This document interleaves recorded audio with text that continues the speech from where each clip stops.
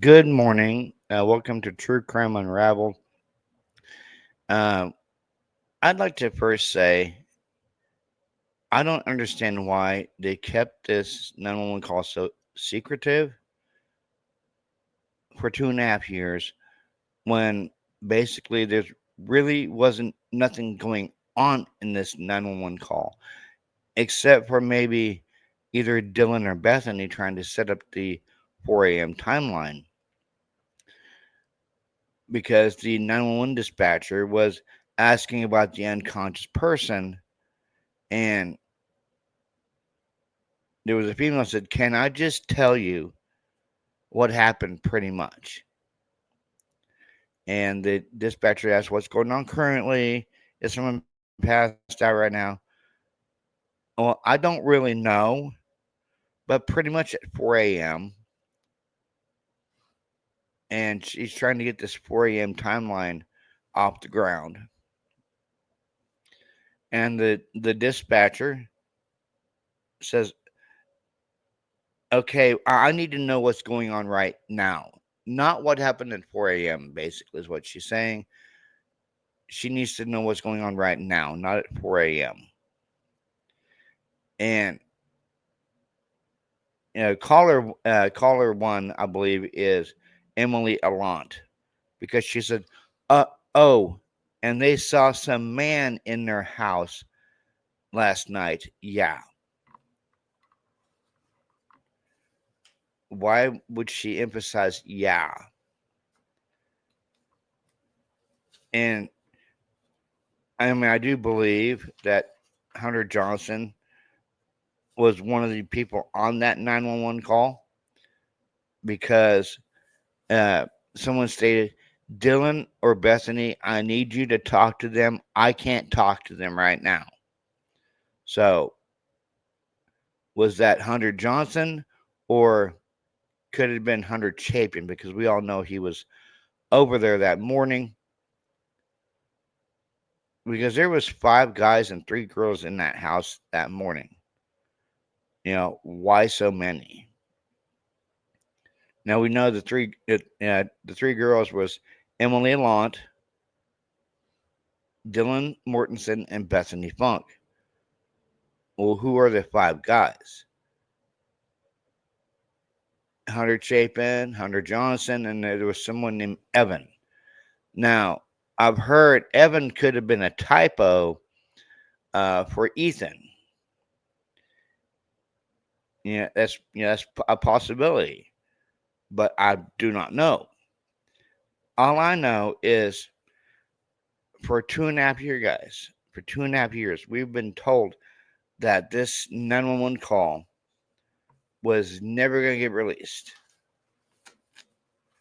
And I'm still trying to wrap my head around the fact that why leave this call so secret for 2.5 years only to release it, and there's basically nothing really that bad in it except for either Dylan or Bethany trying to set up the 4 a.m. timeline by saying, "Well, I need to tell you what happened," pretty much, and then mentioning mentioning the fact that well, there's something happened at 4 a.m. And even the dispatcher went on to tell them, "Stop passing the phone around," because they were like literally passing the phone.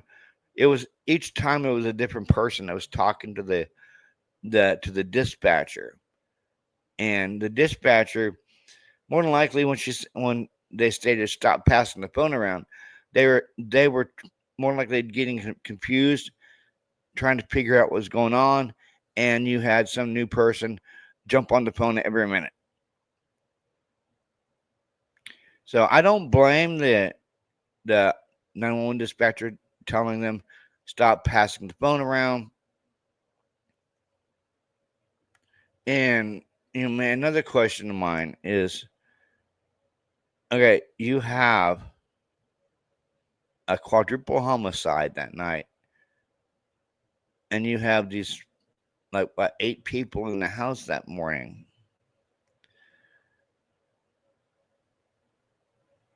Xana's pretty much deceased because uh, they said she was unconscious and not breathing. Okay, well, being unconscious is one thing. You're still breathing when you're unconscious. So I don't understand where this whole unconscious thing comes in if they clearly stated that the person wasn't breathing.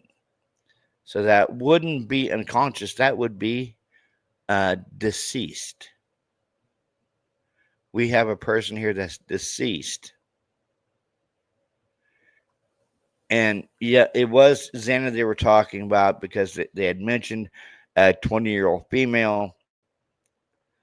Now there's a lot of confusion on who stated is a 20-year-old female. Was it a police officer or was it one of the callers?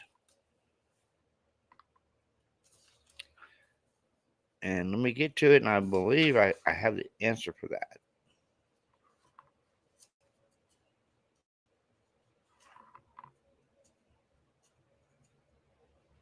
I just printed this stuff out and it's sticky.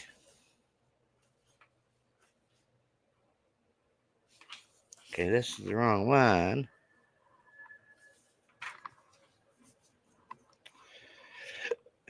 Yeah, I printed a bunch of these documents out last night.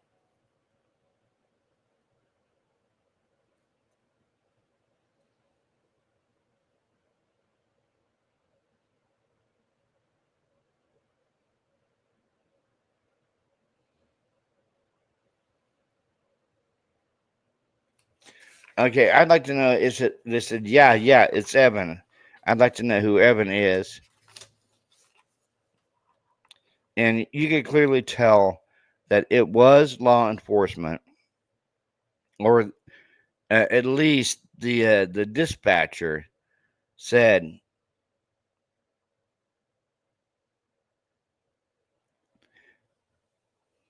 uh, "I copy. This is Q2. There's more likely an officer.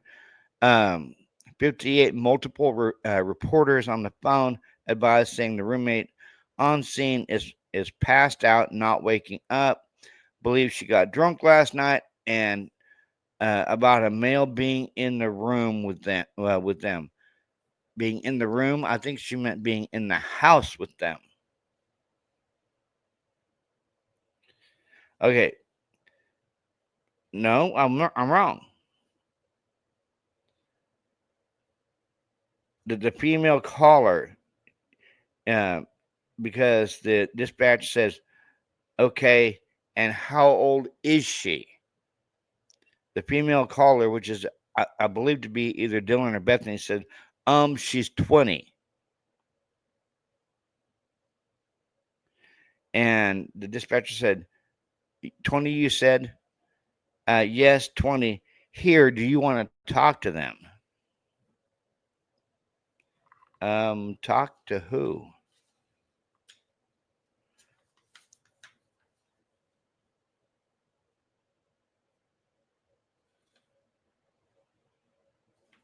Yeah, talk to who? And here's the interesting part. When they first called 911, hi, something is happening. Something happened in our house. We don't know. We have. Yeah, and I'd like to know exactly why they said 11:22 and someone said no, don't. No, don't what? Was somebody going to touch one of the bodies and the caller said no, don't.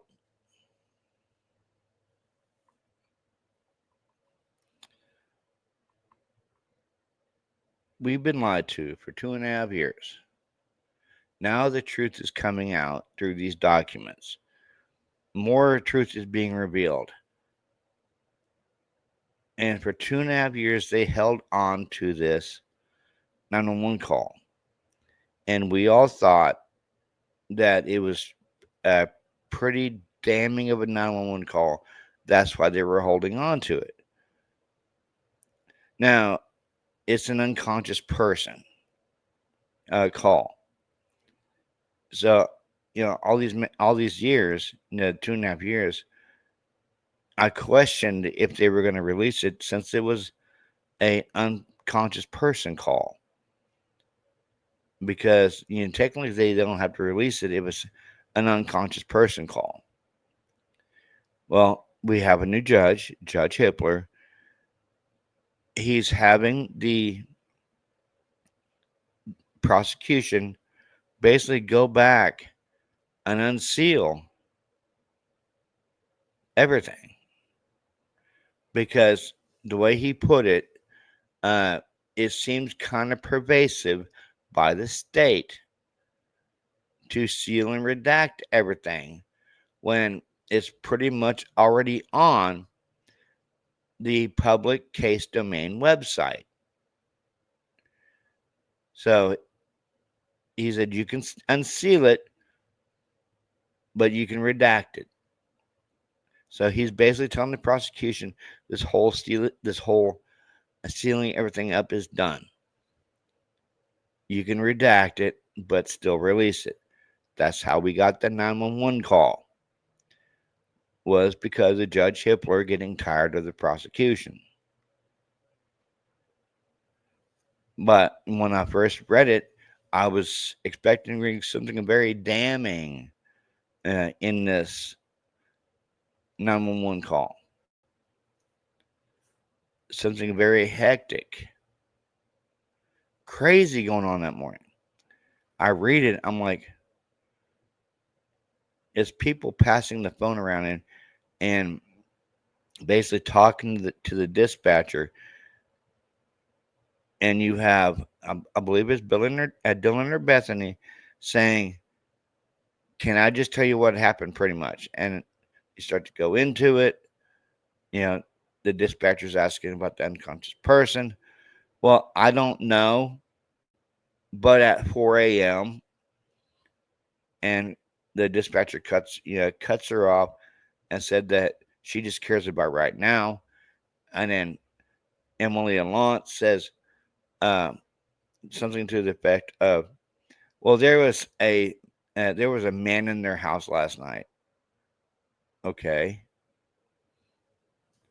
There was a man in their house last night. What that sounds like to me is they're trying to set this 4 a.m. timeline in stone.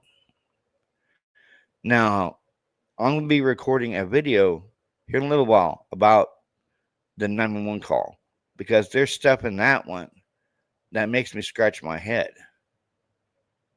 Stuff we've been told in the past that's finally being brought to light.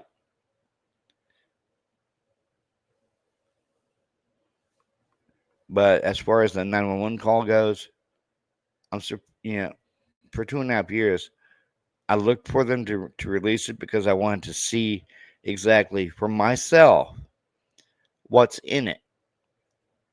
And what's in it basically isn't much, except for them trying to set up that 4 a.m. timeline and somebody eager to talk about 4 a.m. If you like this video, go ahead and hit that like button. While you're here, hit the subscribe button as well. I hope you guys have a good weekend. Oh, and make sure you leave a comment in the comment section on your thoughts and your opinions on this 911 call. You guys have a very good weekend. This is True Crime Unraveled. I'm out. Peace. Like you, be strong to hold the powers of the sun.